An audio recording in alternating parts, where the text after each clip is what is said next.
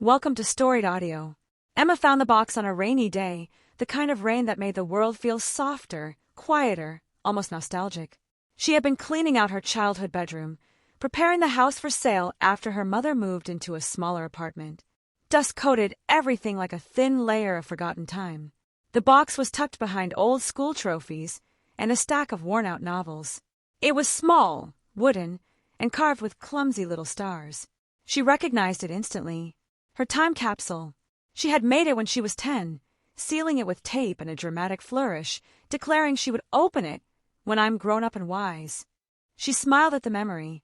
She didn't feel particularly wise at 28, but she was definitely grown up, tired, heartbroken, and unsure of her place in the world. She opened the box. Inside were letters, dozens of them, each envelope labeled in her childish handwriting. To future me. She picked up the first. Letter, open when you feel lost. Hi, future me. If you're reading this, you're probably sad. So here's something important. You're going to be a writer. You're going to make people feel things. Don't forget that, okay? Also, don't marry someone who hates dogs. That's a red flag. Emma laughed through a sudden sting of tears. She had wanted to be a writer once. Before bills, before deadlines, before her ex-boyfriend told her writing was a cute hobby. Before she traded dreams for stability. She wiped her eyes and read another. Open when you forget what love feels like. Love is when mom makes pancakes, even when she's tired. Love is when dad lets me win at board games. Love is when someone listens to you talk about your stories for a long time and doesn't get bored. Emma's chest tightened. Her ex never listened. Not really.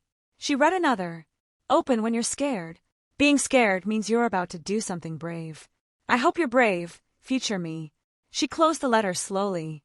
She hadn't been brave in a long time. The next morning, Emma carried the box to her apartment. She placed it on her kitchen table like a sacred relic. Every day after work, she opened one letter. And every letter felt like a small, gentle rescue. One evening, she opened an envelope labeled, Open when you're ready to try again. Dear future me, I hope you're not alone. But if you are, that's okay. You're going to meet someone who loves your stories. Someone who thinks your laugh is the best sound in the world. Someone who makes you feel like sunshine. Emma exhaled shakily. She didn't believe in sunshine anymore. But she wanted to. A week later, she took a walk to clear her mind. She ended up at a small cafe she'd never noticed before. It had warm lights, soft music, and the smell of cinnamon drifting through the air.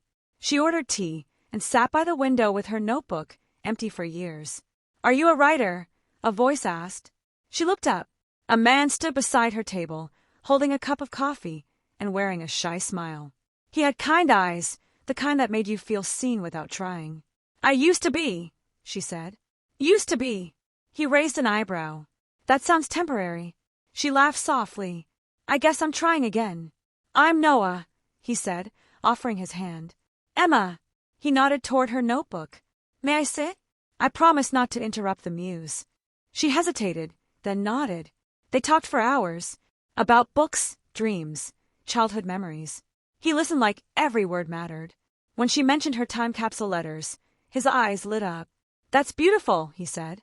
It's like your younger self is guiding you home. Home. The word warmed her. Over the next few weeks, Emma returned to the cafe often.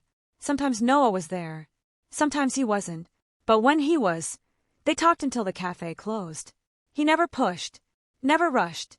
He simply showed up, with gentle curiosity and a quiet steadiness that felt like safety. One night, as they walked outside, he said, You know, you smile differently now. How so? Like you're remembering something important. She thought of the letters. Maybe she was. One Saturday morning, she opened another envelope. It said, Open when you think you're not enough. Future me. You're enough because you're you. Not because of what you do or who loves you. You're enough even when you're sad, even when you're scared, even when you feel small. Emma pressed the letter to her chest. She didn't realize she was crying until she felt Noah's hand on her shoulder. She hadn't heard him come in. She had given him a spare key after he fed her cat while she was away. Hey, he whispered. What's wrong? She handed him the letter. He read it quietly, then looked at her with soft, steady eyes. You are enough, he said. More than enough. She broke. Not in a painful way, but in the way a frozen river breaks in spring, finally able to flow again. He held her until her breathing steadied. Weeks passed. Emma wrote again. Short stories, poems, little scenes inspired by the letters. Noah read every word with the same wonder a child gives to fireflies. One evening, she opened the final envelope. It was different, thicker, sealed with a sticker of a crooked heart. Open when you're ready to fall in love. Hi, future me. I don't know who you love now, but I hope they make you feel brave. I hope they make you laugh. I hope they look at you like you're magic. And I hope you let them love you. Because you deserve it. You really do. Love. Little me. Emma stared at the letter for a long time. Then she looked at Noah. He was sitting on her couch, flipping through one of her notebooks, smiling at something she wrote. Her heart felt full in a way she hadn't felt since childhood. She walked over and sat beside him. Noah, she said softly. He looked up. I think, she swallowed. I think I'm ready. For what? He asked gently. To fall in love again.